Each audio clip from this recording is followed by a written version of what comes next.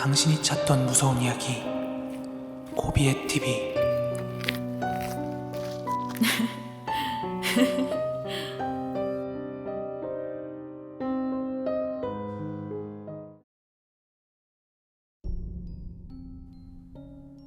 (2022년 12월 2일) 고비의 TV 공포라디오입니다. 익명의 제보 사연입니다. 때는 2000년도쯤이었습니다. 그 당시 제가 초등학교 5, 6학년쯤이었고요. 요즘은 너무나 당연한 듯 편의점에서 6개들이 생수를 사다 먹고 있지만, 그 당시만 하더라도 엄마가 주전자로 보리차를 끓여서 그걸 물병에 옮겨 담아 놓으면 그걸 마시는 게 당연했었습니다. 그런데 딱 저 무렵쯤에 저희 아버지께서는 급격한 체력 저하와 건강 악화를 느끼고 계셨고, 엄마 또한 그런 아버지한테 엄청 잔소리를 하셨어요. 젊은 사람이 왜 이렇게 골골대냐고요. 지금 아버지의 그 정정함이 아마 그때부터 만들어진 게 아닌가 싶은데, 정말 대단한 게 그때부터 아버지께서는 매일 새벽에 일어나서 자전거를 타시기 시작했습니다. 그나마도 아버지의 일터가 저희 집 건물과 함께 있어서 가능했던 건데요. 그렇게 한 몇 개월을 계속 꾸준히 자전거를 타시더니 어느 날은 인근 철물점 같은 데서 엄청 큰 말통 2개를 사오시더라고요. 그래서 엄마가 그건 도대체 어디다 쓸 거냐고 묻자 아버지께서는 약순물을 떠오실 거라고 하셨습니다. 그리고 다음날 새벽에 자전거를 타고 나가신 아버지는 정말로 그 큰 말통 2개에 약순물을 잔뜩 떠왔습니다.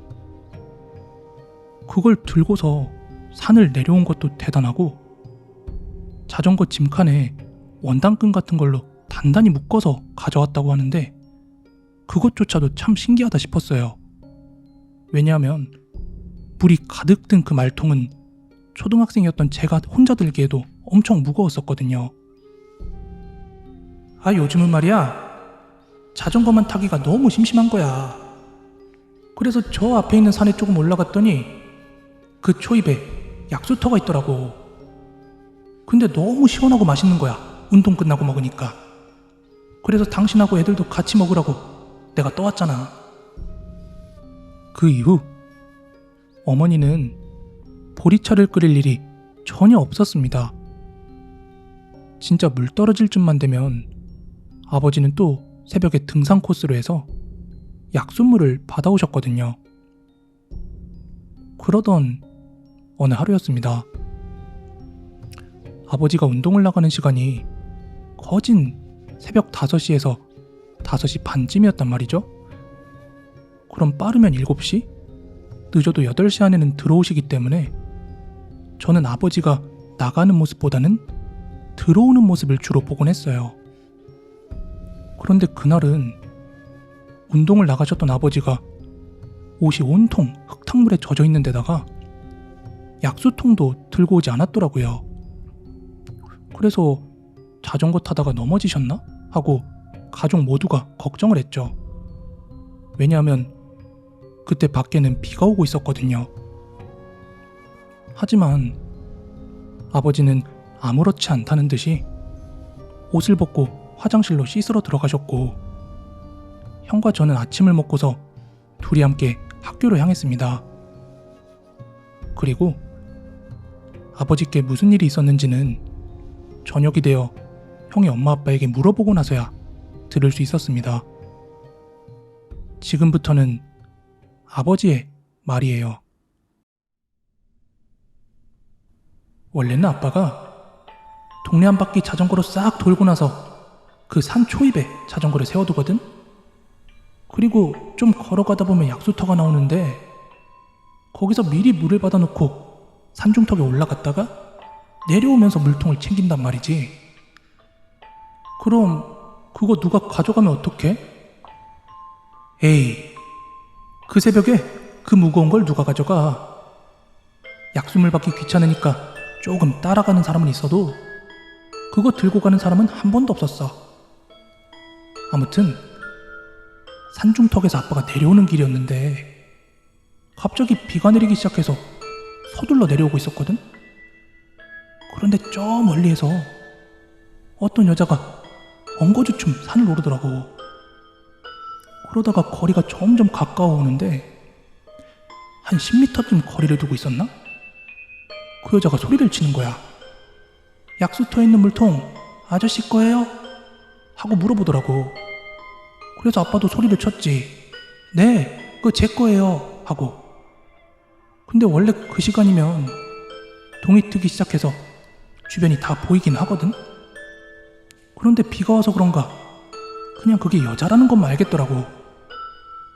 그러다 서서히 가까워져서 한 2, 3m 안팎까지 거리가 좁혀졌는데 그 여자가 얼굴이 없는 거야. 그래서 막 뛰어내려오다가 거기서 한번 굴렀지 뭐야. 당신 그리고 너희들 아빠 평생 귀신 같은 거 안 믿는 거 다 알고 있잖아. 근데 이거 막상 직접 보고 나니까 다리가 덜덜 떨리면서 겁이 나더라고. 게다가 비까지 내려서 평소처럼 새벽 등산객도 하나도 안 보이고 완전히 나 홀로인 거야. 그래서 얼른 물통 챙겨서 내려가야지 하고 빠른 걸음으로 약수터로 향하는데 분명히 아까 아빠를 지나쳐갔던 그 여자 있지? 그 여자가 비 내리는 약수터 주변을 두 팔 두 다리로 막 기어다니고 있는 거야. 근처에 가기도 싫어서 얼른 도망 나왔단 말이지. 최대한 그쪽 안 쳐다보고. 그렇게 자전거 있는 곳까지 빠르게 모른 척하고 걷고 있는데 뒤에서 계속 아저씨 아저씨 이렇게 부르다가 마지막에는 아저씨, 아저씨. 이렇게 웃는 거야. 나 이제 2번 다시 거긴 못 간다.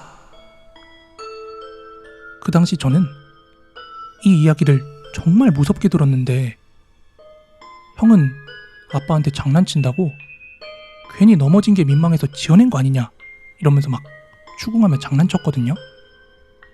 근데 그도 그럴 게 아빠는 평소에 귀신 같은 거 절대 안 믿는다고 막 영화나 TV 프로그램 같은 거 봐도 에이 저런 게 어딨냐며 그런 반응을 하시던 분이었거든요.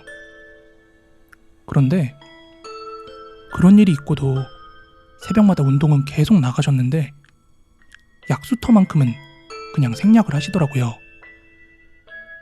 엄마는 한동안 물 안 끓여서 좋았는데 다시 끓이려니까 이것도 일이네 하면서 막 눈치를 주셨는데 아버지는 눈치를 보시다가 약수터로 간 게 아니라 결국 정수기를 하나 놓으셨습니다.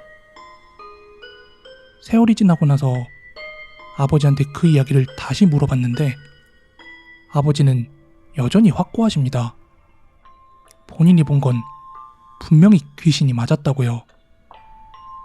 아빠 어린 시절에 동네 미친 여자들도 비 온다고 네 발로 기어다니는 일은 결코 없었다면서 말이죠. 오늘 준비한 무서운 이야기는 여기까지고요. 여러분들께서 직접 겪은 이야기 혹은 알고 있는 이야기 아래에 보이시는 메일을 통해서 많은 제보 부탁드리겠습니다. 가시기 전에 좋아요, 구독하기 버튼 꼭 좀 한번 눌러주시고요. 저는 내일 더 무서운 이야기로 찾아오도록 하겠습니다. 감사합니다.